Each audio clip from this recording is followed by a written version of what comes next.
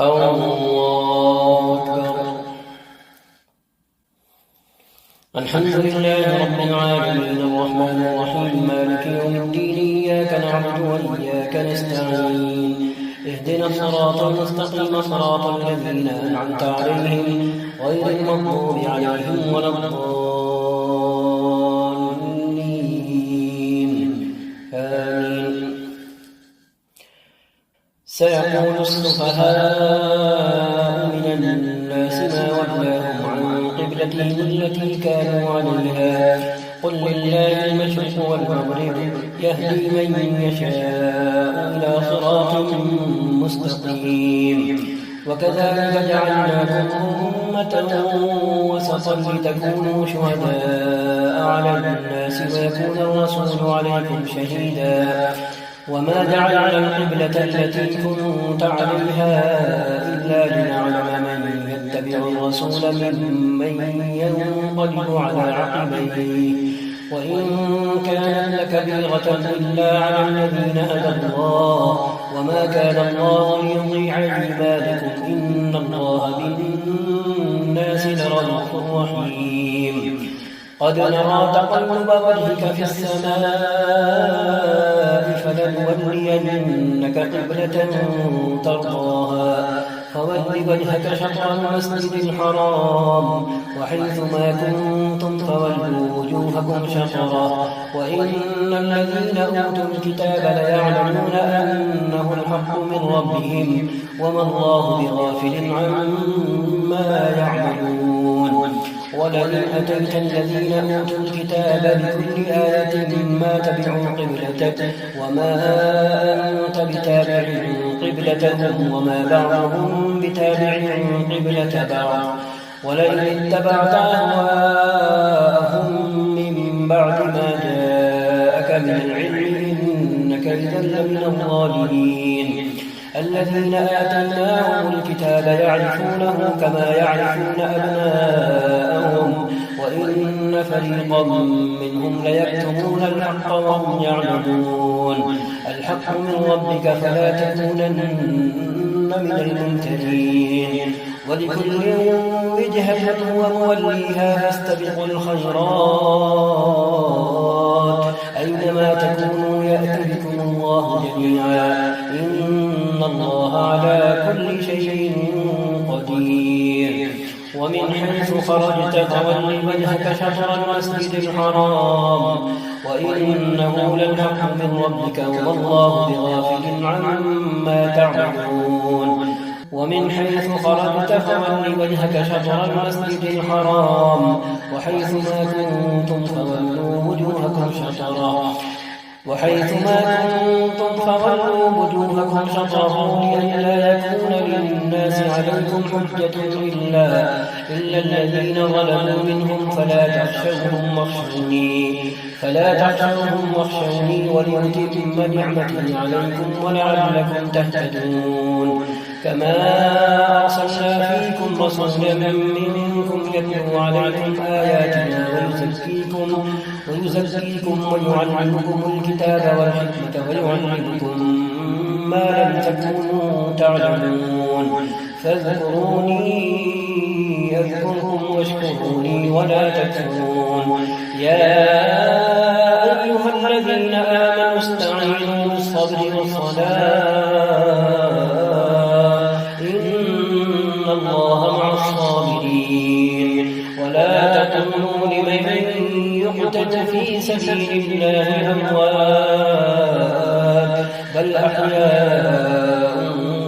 ولكن لا تشعرون. ولنبلونكم بشيء من الخوف والجوع ونقص من الأموال والأنفس والثمرات وبشر الصابرين الذين إذا أصابتهم مصيبة قالوا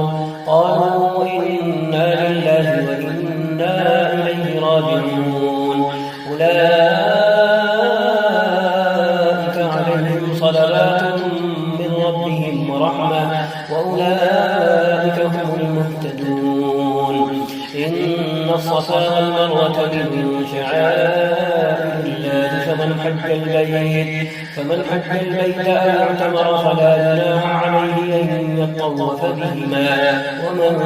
تطوع خيرا فإن الله شاكر عليم. إن الذين يكتمون ما أنزلنا من البينات والهدى من بعد ما بيناه للناس في الكتاب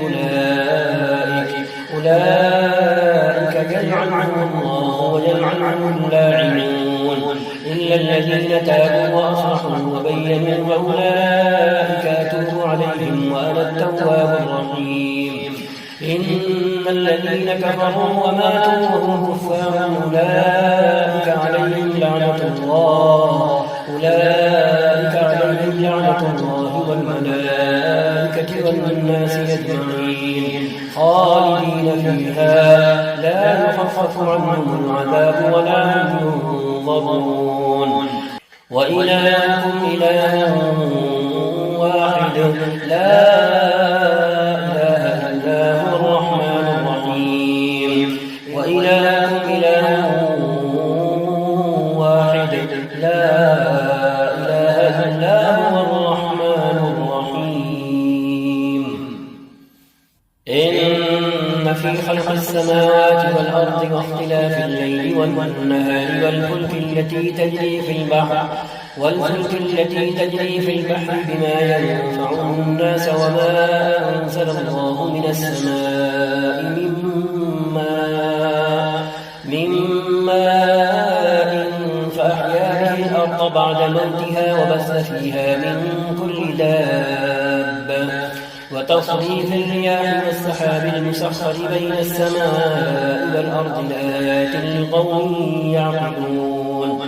ومن الناس من يتخذ من دون الله أندادا يحبونهم كحب الله والذين آمنوا أشد حبا لله. ولو يرى الذين ظلموا إذ يرون العذاب أن القوة لله جميعا وأن الله شديد العذاب. إذ تبرأ الذين اتبعوا من الذين اتبعوا ورأوا العذاب وتقطعت بهم الأسباب. وقال الذين اتبعوا لو أن لنا كرة فنتبرأ منهم كما تبرأوا منا كذلك يريهم الله أعمالهم حسرات عليهم وما هم بخارجين من النار.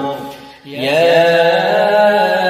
أيها الناس كلوا مما في الأرض حلالا طيبا ولا تتبعوا خطوات الشيطان إنه لكم عدو مبين. إنما يأمركم بالسوء والفحشاء وأن تقولوا على الله ما لا تعلمون. وإذا قيل لهم اتبعوا ما أنزل الله قالوا بل نتبع ما ألفينا عليه آباءنا أولو كان آباؤهم لا يعقلون شيئا ولا يهتدون. ومثل الذين كفروا كمثل الذي ينعق بما لا يسمع إلا دعاء ونداء صم بكم عمي فهم لا يعقلون. يا أيها الذين آمنوا كلوا من طيبات ما رزقناكم واشكروا لله إن كنتم إياه تعبدون. إنما حرم عليكم الميتة والدم ولحم الخنزير وما أهل به لغير الله فمن اضطر غير باغ ولا عاد فلا إثم عليه إن الله غفور رحيم. إن الذين يكتمون ما أنزل الله من الكتاب ويشترون به ثمنا قليلا أولئك ما يأكلون في بطونهم إلا النار ولا يكلمهم الله يوم القيامة ولا يزكيهم ولهم عذاب أليم. أولئك الذين اشتروا الضلالة بالهدى والعذاب بالمغفرة فما أصبرهم على النار ذلك بالحق وإن الذين اختلفوا في الكتاب لفي شقاق بعيد. ليس البر أن تولوا وجوهكم قبل المشرق والمغرب ولكن البر من آمن بالله واليوم الآخر والملائكة والكتاب والنبيين وآتى المال على حبه ذوي القربى واليتامى والمساكين وابن السبيل والسائلين وفي الرقاب وأقام الصلاة وآتى الزكاة والموفون بعهدهم إذا عاهدوا والصابرين في البأساء والضراء وحين البأس أولئك الذين صدقوا وأولئك هم المتقون. يا أيها الذين آمنوا كتب عليكم القصاص في القتلى الحر بالحر والعبد بالعبد والأنثى بالأنثى فمن عفي له من أخيه شيء فاتباع بالمعروف وأداء إليه بإحسان ذلك تخفيف من ربكم ورحمة فمن اعتدى بعد ذلك فله عذاب أليم. ولكم في القصاص حياة يا أولي الألباب لعلكم تتقون. كتب عليكم إذا حضر أحدكم الموت إن ترك خيرا الوصية للوالدين والأقربين بالمعروف حقا على المتقين فمن بدله بعدما سمعه فإنما إثمه على الذين يبدلونه إن الله سميع عليم. فمن خاف من موص جنفا أو إثما فأصلح بينهم فلا إثم عليه إن الله غفور رحيم. يا أيها الذين آمنوا كتب عليكم الصيام كما كتب على الذين من قبلكم لعلكم تتقون أياما معدودات فمن كان منكم مريضا أو على سفر فعدة من أيام أخر وعلى الذين يطيقونه فدية طعام مسكين فمن تطوع خيرا فهو خير له وأن تصوموا خير لكم إن كنتم تعلمون. شهر رمضان الذي أنزل فيه القرآن هدى للناس وبينات من الهدى والفرقان فمن شهد منكم الشهر فليصم ومن كان مريضا أو على سفر فعدة من أيام أخر يريد الله بكم اليسر ولا يريد بكم العسر ولتكملوا العدة ولتكبروا الله على ما هداكم ولعلكم تشكرون. يريد الله بكم اليسر ولا يريد بكم العسر ولتكملوا العدة ولتكبروا الله على ما هداكم ولعلكم تشكرون. وإذا سألك عبادي عني فإني قريب أجيب دعوة الداعي إذا دعان فليستجيبوا لي وليؤمنوا بي لعلهم يرشدون. أحل لكم ليلة الصيام الرفث إلى نسائكم هن لباس لكم وأنتم لباس لهن علم الله أنكم كنتم تختانون أنفسكم فتاب عليكم وعفى عنكم فالآن باشروهن وابتغوا ما كتب الله لكم وكلوا واشربوا حتى يتبين لكم الخيط الأبيض من الخيط الأسود من الفجر ثم أتموا الصيام إلى الليل ولا تباشروهن وأنتم عاكفون في المساجد تلك حدود الله فلا تقربوها كذلك يبين الله آياته للناس لعلهم يتقون. ولا تأكلوا أموالكم بينكم بالباطل وتدلوا بها إلى الحكام لتأكلوا فريقا من أموال الناس بالإثم وأنتم تعلمون. يسألونك عن الأهلة قل هي مواقيت للناس للناس والحج، وليس البر بأن تأتوا البيوت من ظهورها، ولكن البر من اتقى وأتوا البيوت من أبوابها، واتقوا الله لعلكم تفلحون.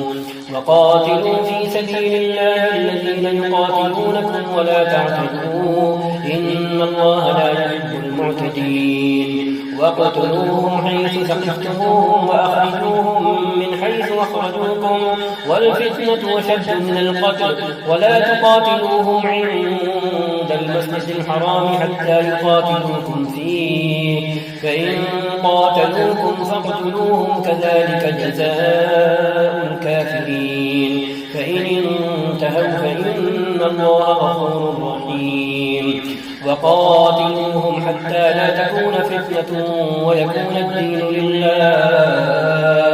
فإن انتهوا فلا عدوان إلا على الظالمين. الشهر الحرام بالشهر الحرام والحرمات قصاص، فمن اعتدى عليكم فاعتدوا عليه بمثل ما اعتدى عليكم، واتقوا الله واعلموا أن الله مع المتقين. وأنفقوا في سبيل الله ولا تلقوا بأيديكم إلى التهلكة وأحسنوا، إن الله يحب المحسنين. وأتموا الحج والعمرة لله، فإن أحصرتم فما استيسر من الهدي، ولا تحلقوا رؤوسكم حتى يبلغ الهدي محله، فمن كان منكم مريضا أو به أذى من رأسه ففدية من صيام أو صدقة أو نسك، فإذا أمنتم فمن تمتع بالعمرة إلى الحج فما استيسر من الهدي، فمن لم يجد فصيام 3 أيام في الحج ف7 إذا رجعتم، تلك 10 كاملة، ذلك لمن لم يكن أهله حاضر المسجد الحرام. واتقوا الله واعلموا أن الله شديد العقاب. الحج أشهر معلومات، فمن فرض فيهن الحج فلا رفث ولا فسوق ولا جدال في الحج، وما تفعلوا من خير يعلمه الله، وتزودوا فإن خير الزاد التقوى، واتقون يا أولي الألباب. ليس عليكم جناح أن تبتغوا فضلا من ربكم، فإذا أفضتم من عرفات فاذكروا الله عند المشعر الحرام، واذكروه كما هداكم، وإن كنتم من قبله لمن الضالين. ثم أفيضوا من حيث أفاض الناس واستغفروا الله، إن الله غفور رحيم.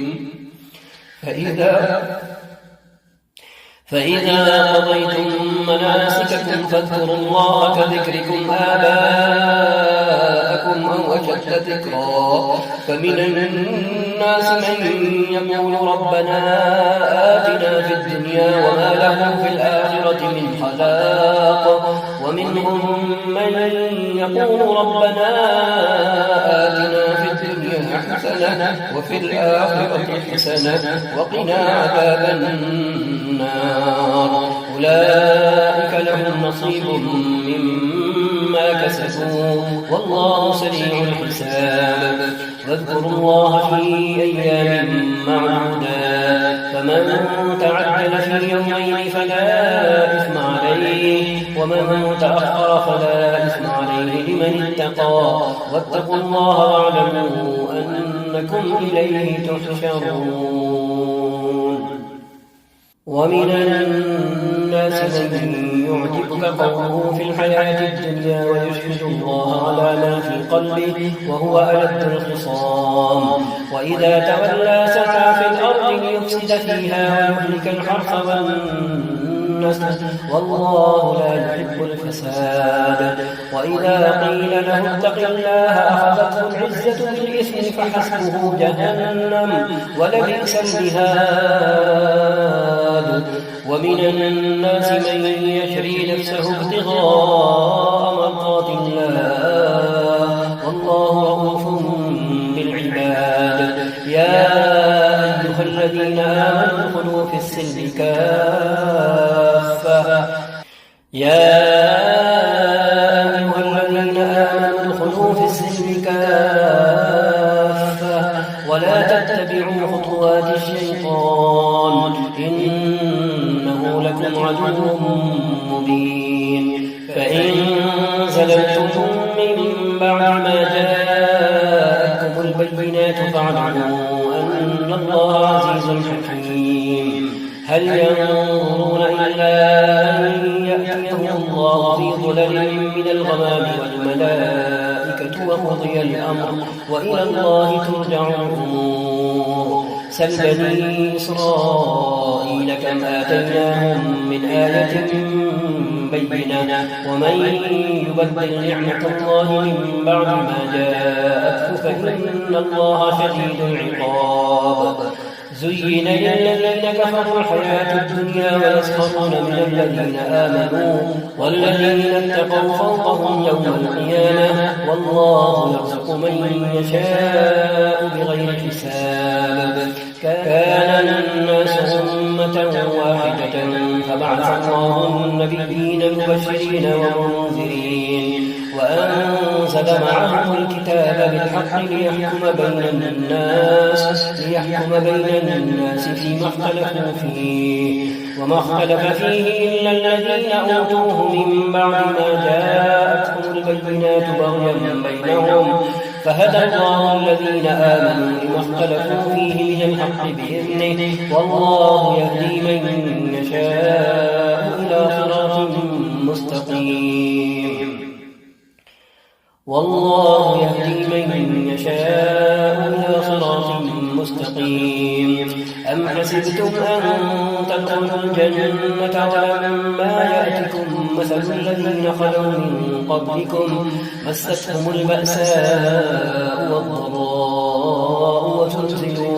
وزلزلوا حتى يقول الرسول والذين آمنوا معه متى نصر الله ألا إن نصر الله قريب يسألونك ماذا ينفقون قل ما أنفقتم من خير فللوالدين والأقربين واليتامى والمساكين وابن السبيل وما تفعلوا من خير فإن الله به عليم كتب عليكم القتال وهو كره لكم وعسى أن تكرهوا شيئا وهو خير لكم وعسى أن تحبوا شيئا وهو شر لكم والله يعلم وأنتم لا تعلمون يسألونك عن الشهر الحرام قتال فيه قل قتال فيه كبير وصد عن سبيل الله وكفر به والمسجد الحرام وإخراج أهله منه أكبر عند الله والفتنة أكبر من القتل ولا يزالون يقاتلونكم حتى يردوكم عن دينكم إن استطاعوا ومن يرتد منكم عن دينه فيمت وهو كافر فأولئك حبطت أعمالهم في الدنيا والآخرة وأولئك أصحاب النار هم فيها خالدون إن الذين آمنوا والذين هاجروا وجاهدوا في سبيل الله أولئك يرجون رحمة الله والله غفور رحيم يسألونك عن الخمر والميسر قل فيهما إثم كبير ومنافع للناس وإثمهما أكبر من نفعهما ويسألونك ماذا ينفقون قل العفو كذلك يبين الله لكم الآيات لعلكم تتفكرون في الدنيا والآخرة ويسألونك عن اليتامى قل إصلاح لهم خير وإن تخالطوهم فإخوانكم والله يعلم المفسد من المصلح ولو شاء الله لأعنتكم إن الله عزيز حكيم ولا تنكحوا المشركات حتى يؤمنوا ولأمة مؤمنة خير من مشركة ولو أعجبتكم ولا تنكحوا المشركين حتى يؤمنوا ولعبد مؤمن خير من مشرك ولو أعجبكم أولئك يدعون إلى النار والله يدعو إلى الجنة والمغفرة بإذنه ويبين آياته للناس لعلهم يتذكرون ويسألونك عن المحيض قل هو أذى فاعتزلوا النساء في المحيض ولا تقربوهن حتى يطهرن فإذا تطهرن فأتوهن من حيث أمركم الله إن الله يحب التوابين ويحب المتطهرين نساؤكم حرث لكم فأتوا حرثكم أنى شئتم وقدموا لأنفسكم واتقوا الله واعلموا أنكم ملاقوه وبشر المؤمنين نساؤكم حرث لكم فأتوا حرثكم أنى شئتم وقدموا لأنفسكم واتقوا الله واعلموا أنكم ملاقوه وبشر المؤمنين ولا تجعلوا الله عرضة لأيمانكم أن تبروا وتتقوا وتصلحوا بين الناس والله سميع عليم لا يؤاخذكم الله باللغو في أيمانكم ولكن يؤاخذكم بما كسبت قلوبكم والله غفور حليم للذين يؤلون من نسائهم تربص 4 أشهر فإن فاءوا فإن الله غفور رحيم وإن عزموا الطلاق فإن الله سميع عليم والمطلقات يتربصن بأنفسهن 3 قروء ولا يحل لهن أن يكتمن ما خلق الله في أرحامهن إن كن يؤمن بالله واليوم الآخر وبعولتهن أحق بردهن في ذلك إن أرادوا إصلاحا ولهن مثل الذي عليهن بالمعروف وللرجال عليهن درجة والله عزيز حكيم الطلاق 2 فإمساك بمعروف أو تسريح بإحسان ولا يحل لكم أن تأخذوا مما آتيتموهن شيئا إلا أن يخافا ألا يقيما حدود الله فإن خفتم ألا يقيما حدود الله فلا جناح عليهما فيما افتدت به تلك حدود الله فلا تعتدوها ومن يتعد حدود الله فأولئك هم الظالمون فإن طلقها فلا تحل له من بعد حتى تنكح زوجا غيره فإن طلقها فلا جناح عليهما أن يتراجعا إن ظنا أن يقيما حدود الله وتلك حدود الله يبينها لقوم يعلمون وإذا طلقتم النساء فبلغن أجلهن فأمسكوهن بمعروف أو سرحوهن بمعروف ولا تمسكوهن ضرارا لتعتدوا ومن يفعل ذلك فقد ظلم نفسه ولا تتخذوا آيات الله هزوا واذكروا نعمة الله عليكم وما أنزل عليكم من الكتاب والحكمة يعظكم به واتقوا الله واعلموا أن الله بكل شيء عليم وإذا طلقتم النساء فبلغن أجلهن فلا تعضلوهن أن ينكحن أزواجهن إذا تراضوا بينهم بالمعروف ذلك يوعظ به من كان منكم يؤمن بالله واليوم الآخر ذلكم أزكى لكم وأطهر والله يعلم وأنتم لا تعلمون والوالدات يرضعن أولادهن حولين كاملين لمن أراد أن يتم الرضاعة وعلى المولود له رزقهن وكسوتهن بالمعروف لا تكلف نفس إلا وسعها لا تضار والدة بولدها ولا مولود له بولده وعلى الوارث مثل ذلك فإن أرادا فصالا عن تراض منهما وتشاور فلا جناح عليهما وإن أردتم أن تسترضعوا أولادكم فلا جناح عليكم إذا سلمتم ما آتيتم بالمعروف واتقوا الله واعلموا أن الله بما تعملون بصير والذين يتوفون منكم ويذرون أزواجا يتربصن بأنفسهن 4 أشهر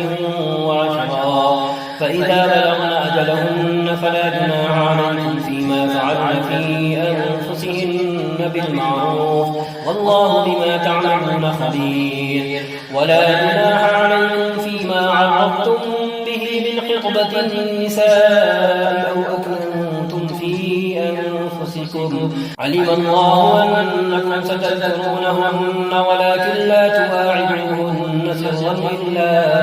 أن تقولوا قولا معروفا ولا تعزموا عقدة النكاح حتى يبلغ الكتاب وجله واعلموا أن الله يعلم ما في أنفسكم فاحذروه واعلموا أن الله غفور حليم لا جناح عليكم إن طلقتم النساء ما لم تمسوهن أو تفرقوا لهن فريضة ومتعوهن على الموسع قدره وعلى المقتر قدره متاعا بالمعروف حقا على المحسنين وإن طلقتموهن من قبل أن تمسوهن وقد فرضتم لهن فريضة فنصف ما فرضتم إلا أن يعفون أو يعفو الذي بيده عقدة النكاح وأن تعفوا أقرب للتقوى ولا تنسوا الفضل بينكم إن الله بما تعملون بصير حافظوا على الصلوات والصلاة الوسطى وقوموا لله قانتين فإن خفتم فرجالا أو ركبانا فإذا أمنتم فاذكروا الله كما علمكم ما لم تكونوا تعلمون والذين يتوفون منكم ويذرون أزواجا وصية لأزواجهم متاعا إلى الحول غير إخراج فإن خرجن فلا جناح عليكم فيما فعلن في أنفسهن من معروف والله عزيز حكيم وللمطلقات متاع بالمعروف حقا على المتقين كذلك يبين الله لكم آياته لعلكم تعقلون ألم تر إلى الذين خرجوا من ديارهم وهم ألوف حذر الموت فقال لهم الله موتوا ثم أحياهم إن الله لذو فضل على الناس ولكن أكثر الناس لا يشكرون وقاتلوا في سبيل الله واعلموا أن الله سميع عليم من ذا الذي يقرض الله قرضا حسنا فيضاعفه له أضعافا كثيرة والله يقبض ويبسط وإليه ترجعون ألم تر إلى الملأ من بني إسرائيل من بعد موسى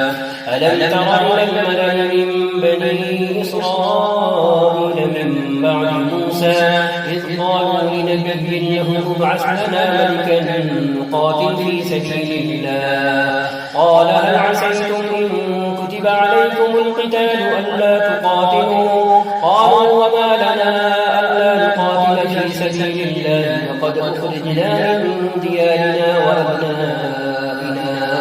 فلما كتب عليهم القتال تولوا إلا قليلا منهم والله عليم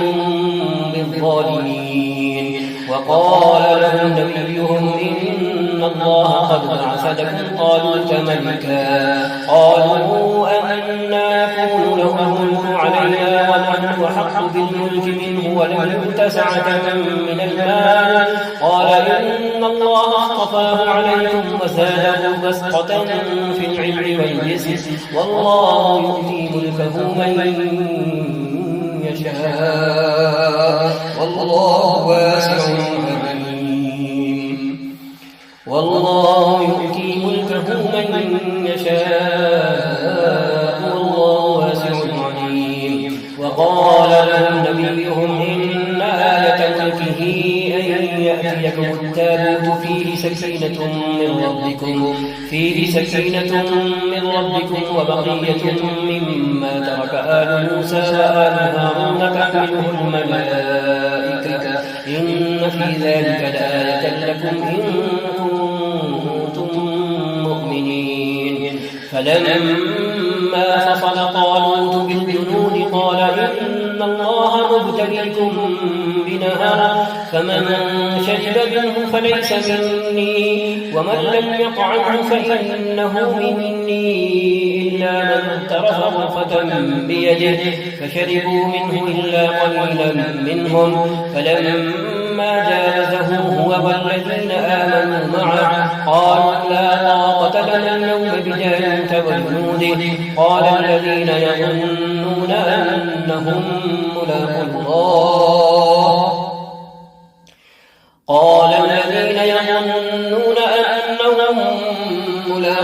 الله كم من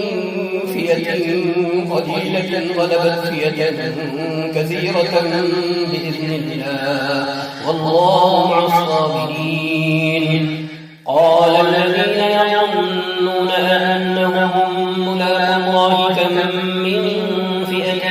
قليلة غلبت فئة كثيرة بإذن الله والله مع الصابرين ولما برزوا لجالوت وجنوده قالوا ربنا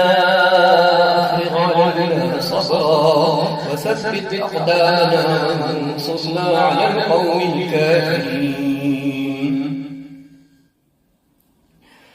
ولما برزوا لجالوت وجنوده قالوا ربنا